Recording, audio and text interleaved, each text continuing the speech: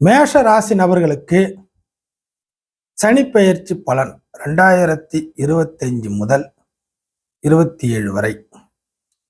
இந்த 2025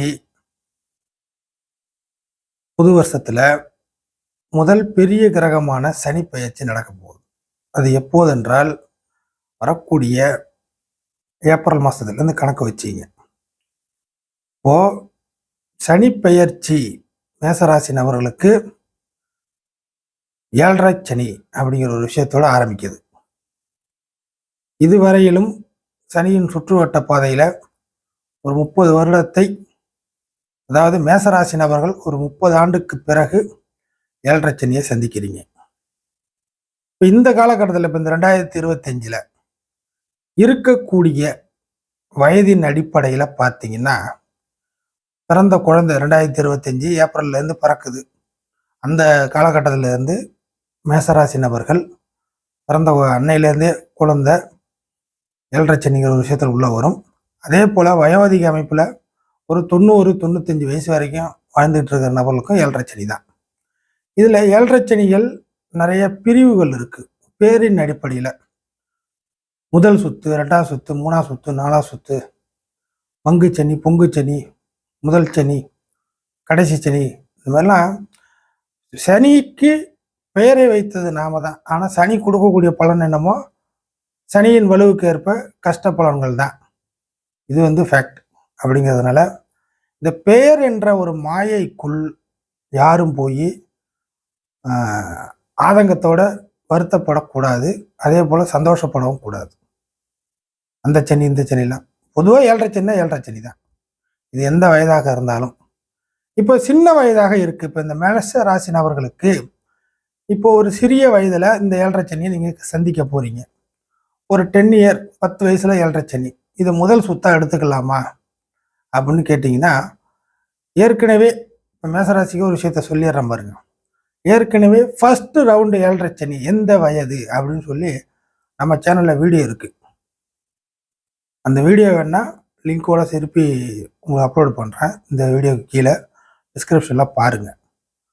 அப்போது அந்த வயதில் இருக்கக்கூடிய நபர்களுக்கு அந்த 7.5 சனி பொருந்தும். சிறிய வயதில் வருது, 10 வயசில் இப்போ 7.5 சனி ஆரம்பிக்குது.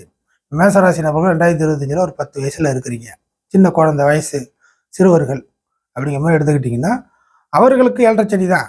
ஆனால் அது அவர்களுக்கு ஜாதகம்னா என்னன்னு தெரியாது, கிரகம்னா என்னன்னு தெரியாது, 7.5 சனி என்னன்னு தெரியாது. ஸோ அவர்களுடைய பாதிப்பு அவர்களை சார்ந்தவர்களுக்கு போய் சேரும்.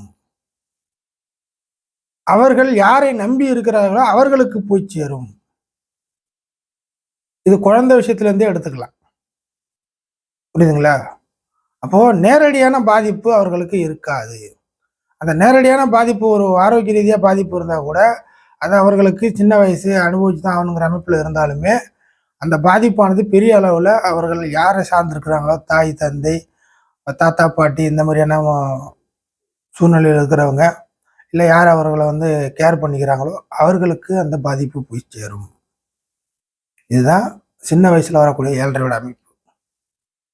இது அப்புறம் எந்த வயசுல தான் முதல் சுற்று 7.5 கணக்கில் கொள்ளப்படும் அப்படின்னு கேட்டிங்கன்னா, ஒரு 20 வயசுலேருந்து அவங்களுக்கு இந்த உலகம், பணம் அப்படி என்றால் என்னன்னு தெரிகிற காலகட்டத்தில் இருந்து இந்த 7.5 சனி அந்த வயசுல வருது.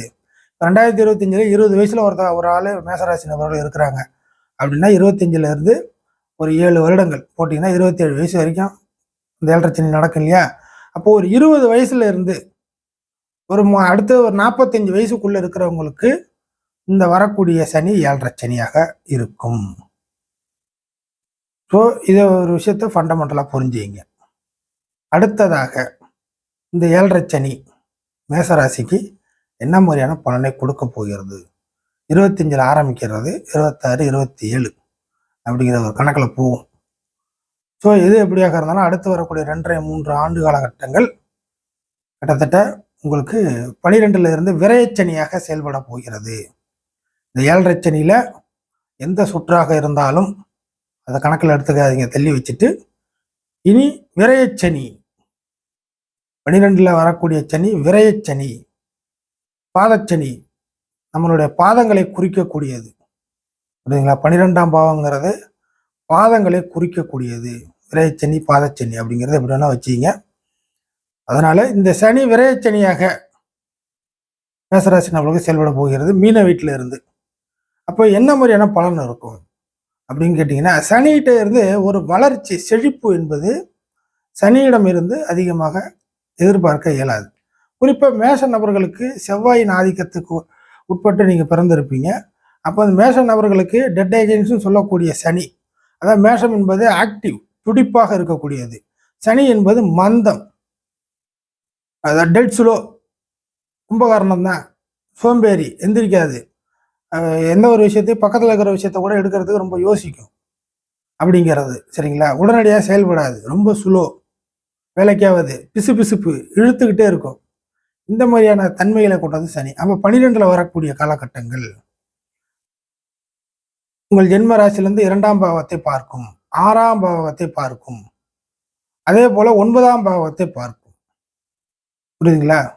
2ஆம் பாவகம் என்பது மேசராசிக்கு 2ஆம் பாவகம் என்பது குடும்பத்தை குறிக்கும். 6ஆம் பாவகம் என்பது வேலைவாய்ப்பு, கடன், வம்பு வழக்கு, எதிரிகளை குறிக்கும். 9ஆம் பாவகம் என்பது நல்ல கேரக்டர், ஒழுக்கம், அதற்கடுத்ததாக தந்தை. புரியுதுங்களா? தந்தை, ஒரு வழிகாட்டல், எந்த பாதையில போறது அப்படிங்கிற ஒரு வழிகாட்டல், இதையெல்லாம் குறிக்கிறது 9ஆம் பாவகம். இப்போ 12ல் இருக்கக்கூடிய சனி 12ஆம் இடத்தை குறைக்கும். சனி எங்கே இருக்கிறதோ அந்த இடத்தில் உள்ள டெவலப்பை குறைக்கும், வளர்ச்சிக்கு பதிலாக டெவலப்பை குறைக்கும். அப்போ 12ல் வரக்கூடிய சனி என்ன குறைக்கும்? வெளி வட்டார பழக்க வழக்கங்களை முதன்மையாக குறைக்கும். புரியுதுங்களா? அடுத்ததாக நல்ல தூக்கம், உறக்கம் இந்த விஷயத்துல அதிகப்படுத்தும். தூங்கினதுன்னு அதிகமாக யார்ட்டையும் நீங்கள் பழக மாட்டீங்க, தூக்கத்தில் கொண்ட விட்டுரும். தூக்கத்தில் கொண்ட விட்டு யார்ட்டையும் பழக மாட்டீங்க, தூங்கிக்கிட்டே இருப்பீங்க. பகல்லே அதிகமாக தூக்கம் வந்துடும், நைட்லேயே அதிகமாக தூக்கம் வந்துடும். சேமிப்பு, 12ஆம் இடங்கிறது சேமிப்பு. உங்களை வந்து ஒரு சேமிப்புங்கிற ஒரு நிலைமைக்கு கொண்டு போகாது, சேமிப்பை கரைக்கும். புரியுதுங்களா? அடுத்தது 12ஆம் இடங்கிறது வெட்டித்தனமான விஷயங்களுக்கு அலைச்சல். ஸோ சம்பந்தம் இல்லாத வெட்டித்தனமான விஷயத்துக்கு நீங்க நிறைய அலைய நேரிடும். புரியுதுங்களா? அடுத்ததாக குடுக்கல் வாங்கல் விஷயத்தில் உங்களுக்கு சுமூகமான உடன்பாடு ஏற்படாது. குடுக்கல் வாங்கல் விஷயத்தில் சுமூகமான உடன்பாடு ஏற்படாது. அடுத்ததாக 12ஆம் பாவகம் மிக முக்கியமான விஷயங்கள் என்னன்னாக்கா, செலவு, விரயம் அப்படிங்கிற ஒரு விஷயம் வந்து தண்ணி மாதிரி செலவு மட்டும் போயிட்டே இருக்கும். ஒன்ஸு ஒரு கட்டு, ஒரு பணம் வச்சிருக்கீங்க, ஒரே ஒரு நோட்டை மட்டும் ஒரு நின்று அந்த கட்டு அடுத்த நிமிஷமே அப்படியே அந்த பணக்கட்டு எங்கே போணுச்சுன்னு தெரியாது அப்படிங்கிற நிலைமைக்கு போயிடும். ஸோ செலவுங்கிற ஒரு விஷயம் மட்டும் கொஞ்சம் கொஞ்சமாக போயிட்டே இருக்கும், தடுக்க முடியாது. இடம் விட்டு இடம் நகருதல் கண்டிப்பாக நடக்கும். இதில் மேசராசி நபர்கள் இடம் விட்டு இடம் நகர்ந்து வேறொரு இடத்துக்கு போய், பாம்பு போய் புத்துல இருக்கிற மாதிரி வேற ஒரு இடத்துல போய் ஒரு அரெஸ்ட் ஆகிற நிலைமை, ஒரு இடத்துல போய் லாக் ஆகிற நிலைமை காலத்தின் கட்டாயமாக இந்த விஷயங்கள் நடக்கும். அடுத்ததாக குடும்ப அமைப்புகளை சனி பார்க்க போகுது. குடும்ப அமைப்புகள், குடும்ப ஒற்றுமைகள், குடும்ப டெவலப் இந்த மாதிரி விஷயத்துல அந்த அளவுக்கு ஒரு வளர்ச்சி இருக்காது. குடும்ப உறுப்பினர்களுக்குள்ள கேப் வர ஆரம்பிக்கும். உங்களோட தாய் தந்தை அமைப்புகள்ல நிச்சயமாக பிரிவுகள் வரும். 2ஆம் பாவம் ரிஷப வீடா வருது, தாய் மையப்படுத்தின ஒரு வீடு. அப்படிங்களா தாய்க்கும் உங்களுக்கும் உள்ள பிரிவுகள், இந்த மாதிரி விஷயங்கள்லாம் கொஞ்சம் எட்டி பார்க்க ஆரம்பிக்கும். பொருளாதார அமைப்பு 2ஆம் இடத்தை பார்க்கறதுனால பொருளாதார அமைப்பு, பொருளாதார ரீதியாக நீங்கள் அடுத்தவர்களுக்கு ஒரு வாக்குறுதி கொடுக்கறது தப்பா போகும். தேவையில்லாம அடுத்தவங்களுக்கு உதவி செய்யறது தப்பா போகும். பொருளாதாரத்தை மையப்படுத்தி நீங்க ஏதாச்சும் ஒரு விஷயத்த மாற்றி அமைக்கிறது தப்பா போகும். ஒரு வம்பு வழக்கில் போய் மாட்டினீங்கன்னா பொருளாதாரம் உங்களுக்கு காலியாகும். குடும்பத்தை பார்க்க முடியாத ஒரு சூழ்நிலை, இதெல்லாம் மேசராசினவர்களும் நடக்கும் இந்த சனி பயிற்சிக்கு பிறகு. அப்படி 6ஆம் பாவத்தை சனி பார்ப்பதனால் கடன் பிரச்சனைகளை சமாளிக்க ஆரம்பிப்பீர்கள். இந்த 2.5 வருட காலகட்டத்தில் கடன் ப்ராப்ளத்தை எப்படியா இருந்தாலும் வட்டி கிட்டி கட்டி, அசலை கட்டி, இதை வாங்கி அதை போட்டு, அதை வாங்கி இதை போட்டு கடன் பிரச்சனையை சமாளிப்பீங்க. இல்லைன்னா ஆரோக்கிய ரீதியான ஒரு பிரச்சனை இருந்தால் கூட அதையும் சமாளிப்பீங்க. ஆனால் சம்பள வேலையில் அதிகமான பணம் ஏதாவது கிடைக்குது, போகுது, வருது அப்படின்னாக்கா சம்பள வேலையில விசாரிக்காம மாறிடாதீங்க. சம்பள வேலையில ஆசைப்பட்டு இதை விட்டு அதை போனால் நல்லா கிடைக்குது அப்படின்னு சொல்லி அதில் விசாரிக்காம போய் மாட்டிக்காதீங்க. ஃபாரின் போகிறேன், தூர இடத்துக்கு போகிறேன், விசாரிக்காமல் போகாதீங்க. கம்பெனியை பற்றி விசாரிக்காமல் போகாதீங்க. இல்லை உங்களை கூட்டிகிட்டு போகிற ஆளை பற்றி நம்பி அப்படியே களத்தில் இறங்கிடாதீங்க. விசாரணை தேவை. 9ஆம் பாவத்தை சனி பார்க்க வருது. அப்போ என்ன நடக்குனாக்கா, இது வரைக்கும் வாங்கி வச்சிருந்த பேரோ, இதுக்கு மேற்பட்டு வாங்க போகிற பேரோ, நிச்சயமாக பேரில் ஒரு கெட்ட பேர் வந்து மாட்டிக்கும். கேரக்டர் வழியே நீங்கள் ஏதேனும் ஒரு விஷயத்த, ஒரு பிரச்சனையை சந்திக்கிற மாதிரி வரும். உங்களோட கேரக்டரின் அடிப்படை அப்படி வெளி உலகத்தில் உங்களோட கேரக்டர் என்னன்னு தெரியறதுக்கு இந்த காலகட்டங்கள் சரி வராது. அப்போது கேரக்டர் வழியாக சில பிரச்சனையை நேருக்கு நேராக சமாளிக்கிற மாதிரி வரும். நேருக்கு நேராகவே உங்களுடைய உன் குணமே இப்படி தான், உன் குணம் இப்படி தான் தெரிஞ்சுது, இப்போ தான் எனக்கு தெரிஞ்சுது, நல்லவன் நினைச்சேன் கெட்டவனாக இருக்கிற இப்படிங்கிற மாதிரி ஒரு அவப்பெயர், கேரக்டர் விஷயத்தில் ஒரு அவப்பெயர். தந்தை விஷயங்கள், அப்பாவோட விஷயங்கள் இந்த சனிப்பெயர்ச்சி ஒருபாடு உங்களுக்கு தொடர்பு நிலைகள், அப்பாவுடைய அரவணைப்புகள், அப்பாவுடைய ஆதரவுகள் அப்படிங்கிற விஷயம் மேசராசி நபர்களுக்கு குறைய ஆரம்பிக்கும். புரியுதுங்களா? ஸோ இந்த மாதிரி விஷயத்துலலாம் ஜாக்கிரதையாக இருக்கணும். பொதுவாகவே இந்த 7.5 சனி ஆரம்பித்தாவே பணம், வியாபாரம், பிஸ்னஸ், பணம் சம்பாதிக்கிறது, சம்பள வேலையோ தொழிலோ எந்த அடிப்படையாக இருந்தாலும் ஒரு பணத்தை மையப்படுத்தி உங்களுக்கு டார்ச்சர் இல்லை ஒரு இழப்பு அப்படிங்கிறது ஸ்டார்ட் ஆகும். ஸோ ஜாதக அமைப்புகள் நல்லா வலுவாக இருக்குது.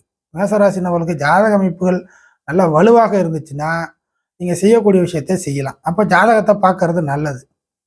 அதர்வைஸ் ஜாதக அமைப்பு எல்லாருக்கும், ஏன்னா மேசராசி எல்லாருக்கும் இதே மாதிரி பலன் நடக்குமாங்கிறது கேள்விக்குறி தான், நானே சொல்கிறேன்.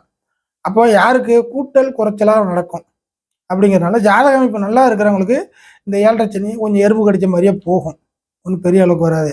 ஜாதகம் பலகீனமாக இருக்கிறவங்களுக்கு இந்த 7.5 சனி நான் சொன்ன பலன்கள் அதிகமாக தலையை பிடிச்சி ஆட்டுற மாதிரி இருக்கும். இவ்வளோதான் மேட்ரு. ஸோ எல்லாத்துக்கும் பேஸ் மட்டும் ஜாதகம். ஃபைனலாக மேசராசி நபர்கள் இந்த 7.5 சனியை 2025 ஏப்ரல்லேருந்து ஸ்டார்ட் ஆகிறது நிச்சயமாக வருடத்தின் தொடக்கத்திலேருந்து தெரிய ஆரம்பிக்கும். ஸோ இதுக்கு மேற்பட்டு எடுத்து வைக்கக்கூடிய ஒவ்வொரு அடியும் நீங்கள் கொஞ்சம் சற்று யோசித்து சாதக பாதகத்தை புரிஞ்சு அவசரத்தன்மையோட எதுவும் செய்யக்கூடாது. இவ்வளவுதான் விஷயம்.